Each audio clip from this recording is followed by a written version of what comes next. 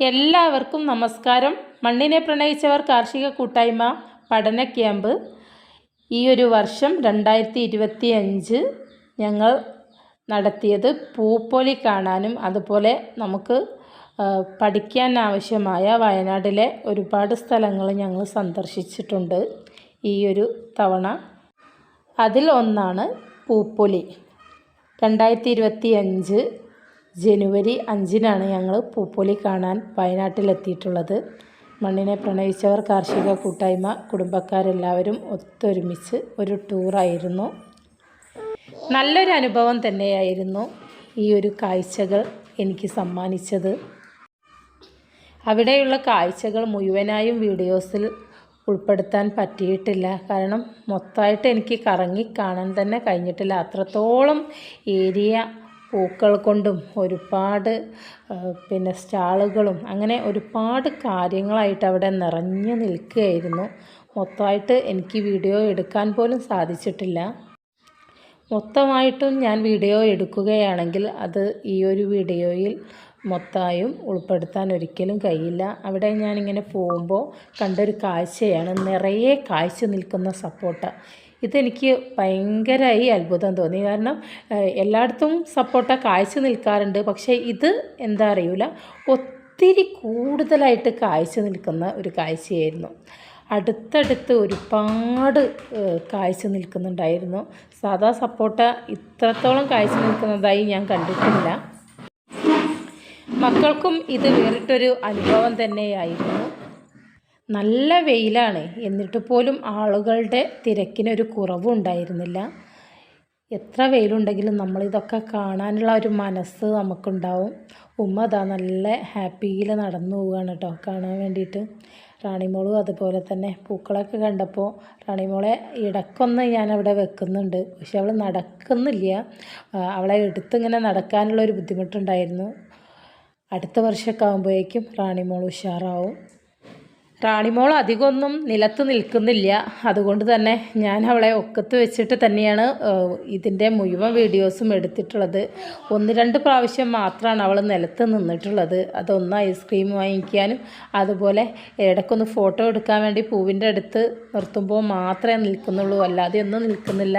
അതുപോലെ ഇവിടെ കുട്ടികൾക്കായിട്ട് പാർക്കും കാര്യങ്ങളും എല്ലാം ഉണ്ട്. ഇതിൻ്റെ ഉള്ളിലേക്ക് കയറിയാൽ ഒരാൾക്ക് പ്രവേശന ടിക്കറ്റ് ആയിട്ട് മുതിർന്നവർക്ക് 60 രൂപയും കുട്ടികൾക്ക് 30 രൂപയുമാണ് പ്രവേശന ടിക്കറ്റ്. ഇങ്ങനെ നോക്കൂ, എന്തു മനോഹരമാണ് ഈ കാഴ്ചകൾ. ഒരുപാട് സമയം ഇവിടെ തന്നെ ഇങ്ങനെ നിൽക്കാൻ തോന്നും കേട്ടോ. എല്ലാവരും ഫോട്ടോ എടുക്കുന്ന തിരക്കാണ്. നമ്മുടെ കൂടെയുള്ളവരൊക്കെ മുമ്പിലെത്തിയിട്ടുണ്ട്.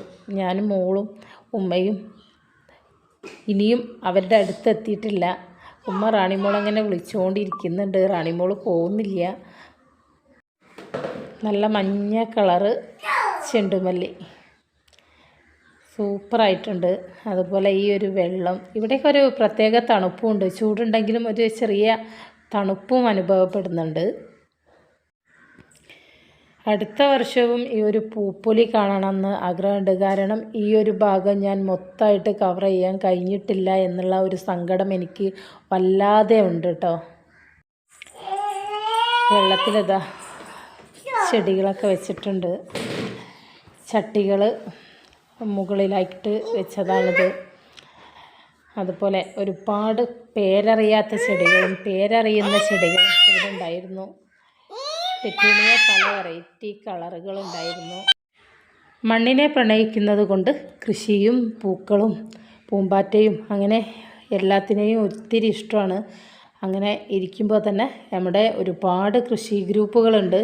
അതിലുള്ള ഒരുപാട് പേരെ ഈ ഒരു ഭാഗത്തൊന്നും കാണാൻ കഴിഞ്ഞിട്ടുണ്ട് കേട്ടോ. അപ്പയും ഉപ്പയൊക്കെ ആയിട്ട് ഓരോരുത്തരെയൊക്കെ നമ്മൾ കണ്ടു.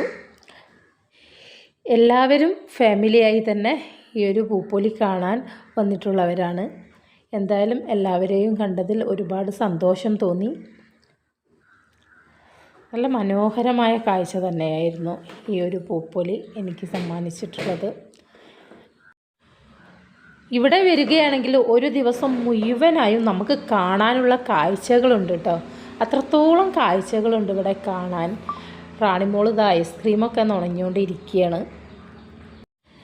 നമ്മുടെ മണ്ണിനെ പ്രണയിച്ച കൂട്ടുകാരൊക്കെ പല വഴിക്ക് പോയിട്ടുണ്ട്. എല്ലാവരും കൃത്യം 2-2:30 മണിക്ക് ഗേറ്റിൽ എത്തണം എന്ന് പറഞ്ഞിട്ടുണ്ട്.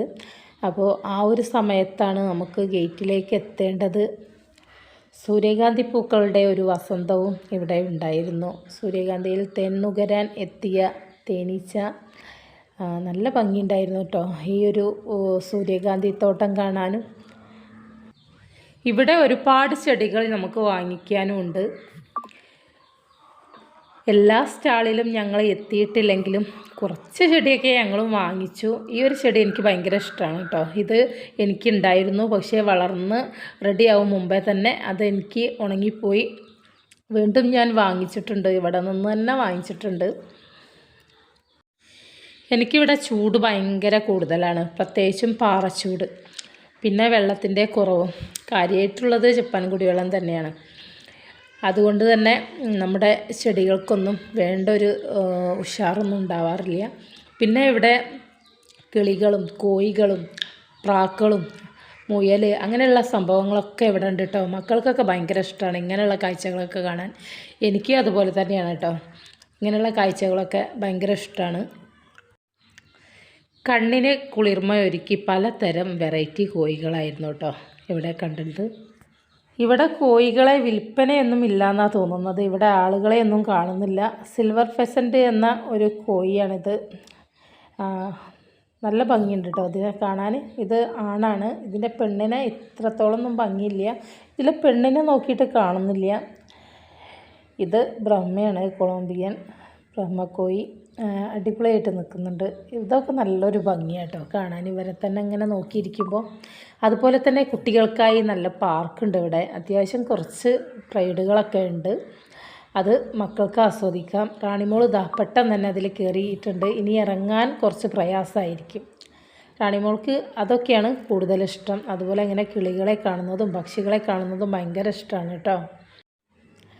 നമ്മൾ ഈ ഒരു 60 രൂപ കൊടുത്ത് ടിക്കറ്റ് എടുത്ത് നമ്മളിതിൻ്റെ ഉള്ളിൽ കയറുകയാണെങ്കിൽ മക്കൾക്ക് കളിക്കാൻ ആവശ്യമായതും എല്ലാം ഇതിൻ്റെ ഉള്ളിൽ തന്നെ ഉണ്ട് എന്നുള്ളതാണ് ഒരു സത്യം. അത് നല്ലൊരു കാര്യമാണ് മക്കൾക്ക് കുറച്ച് നേരം എൻജോയ് ചെയ്യാനും. കാരണം ചിലർക്ക് പൂക്കളോടൊന്നും ഇഷ്ടമുണ്ടാവില്ല, ചിലർക്ക് ചെടികളോട് ഇഷ്ടമുണ്ടാവില്ല. പക്ഷേ ചിലർക്ക് ഇങ്ങനത്തെ പാർക്കുകളും കാര്യങ്ങളൊക്കെ ആയിരിക്കും ഇഷ്ടം. എന്നാൽ ചിലർക്ക് എല്ലാം ഒരുപോലെ എന്നെപ്പോലെ എല്ലാം ഇഷ്ടമാവുന്നവരുണ്ട്. മക്കളൊക്കെ നന്നായിട്ട് എൻജോയ് ചെയ്യുന്നുണ്ട്. ഇനി നമുക്ക് സ്റ്റാളിലേക്ക് പോകാം. സ്റ്റാൾ മൊത്തമായിട്ട് എനിക്ക് ഫോട്ടോസ് എടുക്കാൻ കഴിഞ്ഞിട്ടില്ല. ഫോട്ടോസും വീഡിയോസും ഒന്നും കുറച്ചൊക്കെ ഞാൻ എടുത്തിട്ടുണ്ട്. ഈ ഒരു വീഡിയോസിനൊന്നും വലിയ തെളിച്ചുണ്ടാവില്ല, കാരണം റാണിമോൾ എൻ്റെ ഒക്കത്തിരിക്കുകയാണ് കേട്ടോ. എന്തായാലും ഞാൻ കുറച്ച് വീഡിയോസൊക്കെ ഇവിടെ നിന്ന് ഇങ്ങനെ എടുത്തു. എൻ്റെ ഒരു ഫ്രണ്ട് ഇവിടെ ഉണ്ട് എന്ന് പറഞ്ഞിരുന്നു, പക്ഷേ ഫ്രണ്ടിൻ്റെ അടുത്തൊന്നും എത്തിയിട്ടില്ല. അപ്പോഴേക്കും ഞങ്ങൾ ഇങ്ങോട്ട് തന്നെ പോന്നിട്ടുണ്ട്. കാരണം ഇവിടെ എത്തിയപ്പോഴേക്കും ഞാൻ കൊയങ്ങി ഒരുവിധമായി. പിന്നെ ഞങ്ങൾ കുറച്ച് ചെടികളും വാങ്ങിച്ചിട്ടുണ്ട്. വള്ളി അത്തിപ്പഴം, കാട്ടുകുടംപുളി, മലമരോട്ടി, അങ്ങനെ പലവിധം വെറൈറ്റി ഔഷധ സസ്യങ്ങളൊക്കെ ഉണ്ടായിരുന്നു കേട്ടോ. കാട്ടിഞ്ചി, അങ്ങനെ ഒരുപാട് കാര്യങ്ങളുണ്ട്. ചൂരിപ്പഴം, ഒരുപാട് നെരിഞ്ഞിൽ ഒക്കെ ഞാനിങ്ങനെ വെറൈറ്റി ആയിട്ടൊന്ന് വീഡിയോസ് എടുത്തതാണ്. ഇതൊക്കെ ഇങ്ങനെയുള്ള കാഴ്ചകളൊക്കെ എനിക്ക് ഒരുപാട് ഇഷ്ടമാണ് കാണാൻ. അതുകൊണ്ട് ഇങ്ങനെയുള്ള സ്ഥലങ്ങളൊക്കെ ഞാൻ കഴിയുന്നത് ഒഴിവാക്കാതെ എത്തിയിട്ടുണ്ട്. പക്ഷേ മൊത്തമായിട്ട് വീഡിയോ എടുക്കാൻ കഴിയാത്തതിലുള്ള ഒരു സങ്കടം എനിക്ക് നന്നായിട്ടുണ്ട്. കാട്ടുകുരുമുളകാണ് കേട്ടോ. ഫെൺകിഴങ്ങ്, കാട്ടുചേന, നമ്മുടെ കാട്ടുകൈതച്ചക്ക, അതാരെങ്കിലും കണ്ടിട്ടുണ്ടോ? നെല്ല് ഇതാണ് പതിരി വേറെയൊക്കെ തിരിക്കുന്ന ഒരു മനോഹര കാഴ്ചയാണത് കേട്ടോ. ഇതവിടെ ഇവരുടെ ഒരു രൂപം മക്കൾക്കൊക്കെ മനസ്സിലാക്കാൻ വേണ്ടിയിട്ട് നമ്മൾ എങ്ങനെയായിരുന്നു ആദ്യകാലം നെല്ല് പതിരും നെല്ലും വേർതിരിക്കുന്നത് എന്നുള്ള ഒരു കാഴ്ചയാണത്. അത് നല്ലൊരു ഭംഗിയുള്ളൊരു കാഴ്ചയായിരുന്നു. ഇവിടെയൊക്കെ നല്ല ഭംഗി. വീഡിയോ ഇഷ്ടപ്പെട്ടാൽ ലൈക്ക് ചെയ്യാനും ഷെയർ ചെയ്യാനും അതുപോലെ സബ്സ്ക്രൈബ് ചെയ്യാതെ കാണുന്നവരുണ്ടെങ്കിൽ സബ്സ്ക്രൈബ് ചെയ്യാനും മറക്കല്ലേ. ഇതാണ് നമ്മുടെ മണ്ണിനെ പ്രണയിച്ചവർ കാർഷിക കൂട്ടായ്മയിലെ കുടുംബക്കാർ. നമ്മളെ എല്ലാവരും ഒരുമിച്ചായിരുന്നു ഈ ഒരു ടൂറ് പ്ലാൻ ചെയ്ത് വിജയകരമായി പൂർത്തിയാക്കിയത്.